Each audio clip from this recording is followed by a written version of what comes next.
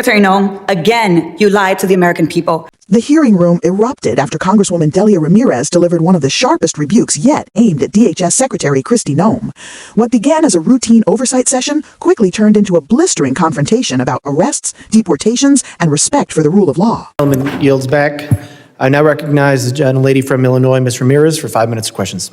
Thank you, Chairman. American citizens have been arrested or detained. We focus on those that are here illegally.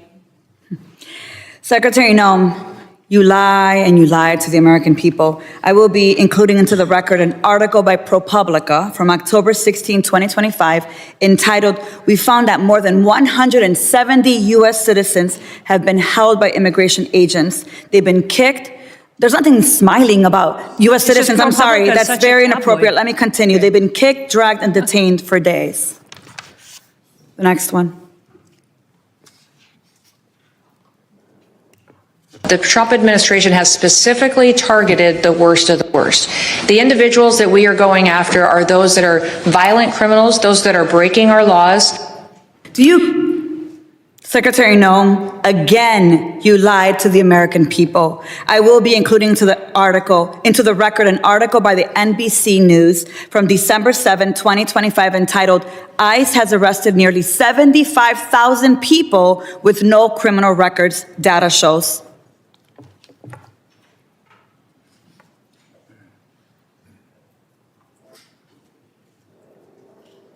A co-equal branch of government, and it is your obligation as a member of the executive branch to honor decisions made by the highest court of the land. Yes or no, Secretary? We are abiding by all federal judges' orders. Absolutely. The Justice Department said that when the administration was ordered back in March to stop sending detained migrants to a mega prison in El Salvador, you personally made the final call to continue the flights anyway. Is that correct? And the decisions that are made on deportations, where flights go and when they go, are my decision at the Department of Homeland Security. And we'll continue to do the right thing, continue to work and protect Americans, no matter what radical judge comes out and tries to stop us. We'll do. You lied on the record, and you lied to members of this committee. You violated court orders by not turning around deportation flights bound for El Salvador, where we know that hundreds of people under your leadership have reported that they were raped, they were beaten, and they nearly died. And your agents used chemical weapons in Chicago despite court orders from District Court Judge Ellis forbidding their use. Secretary Noem, you, Gregory Bovino, and your ICBP and DHS deputized agents have waged an unaccountable, unlawful, unconstitutional war against communities across the nation. Our residents have been surveilled, they've been threatened, they've been tear gassed, they've been hit with pepper balls, they've been shot, they've been subjected to warrantless arrest and precision immobilization maneuvers, they've been kidnapped and disappeared under your leadership. So we have a lot to talk about, but you and your department continue to reject congressional oversight. And you know how I know this? I know this because I've requested a meeting with ICE Field Office Director Russell Hutt. I requested a meeting with Field Office Director Samuel Olson. And when you came to Chicago on October 3rd, I publicly and formally requested a meeting with you.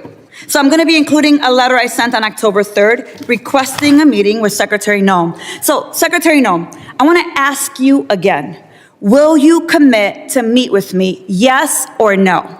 Yes, absolutely. Thank you. Thank you. So we have a lot to talk about, and actually my scheduler has a couple dates that I'll get to you after this meeting. I appreciate that. So look, I want to be very clear.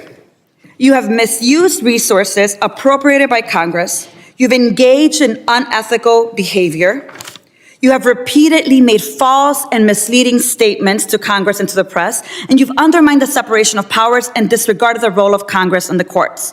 Bottom line, you lie with impunity. You reject checks and balances, and you ignore Congress and the courts. Your options are limited. Either you're going to resign, Trump's going to fire you, or you will be impeached. I've already called for your resignation. You may remember I hand-delivered my request to you back in May, and I urge you to reconsider resignation because I've taken the first step towards your impeachment, and I've called on the Judiciary Committee to open an investigation into your lawlessness. Mr. Chairman, I know that at the end we'll be entering a number of articles into consent, but since I have a few moments, I ask unanimous consent to enter into the record a letter calling the Judiciary Committee to investigate Secretary Noem's impeachable offenses.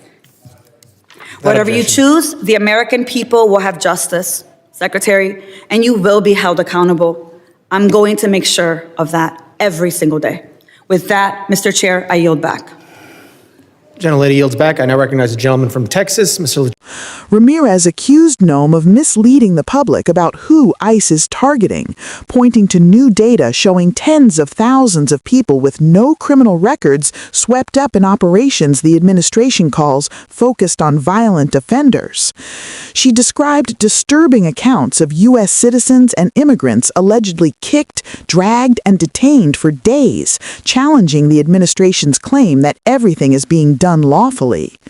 The Congresswoman went further, accusing Noem of ignoring federal court orders, including a directive to stop deportation flights to El Salvador. Noem responded that deportation decisions fall under her authority and that her department would continue its mission no matter what radical judge tries to stop them. Ramirez fired back, saying this attitude undermines Congress, the courts, and the Constitution itself. She accused the department of chemical weapon use, warrantless arrests, and intimidation of communities.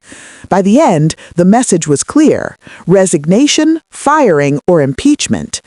This exchange shows how divided the country remains over immigration enforcement and accountability. If you want clear, honest breakdowns like this, make sure to subscribe to stay informed.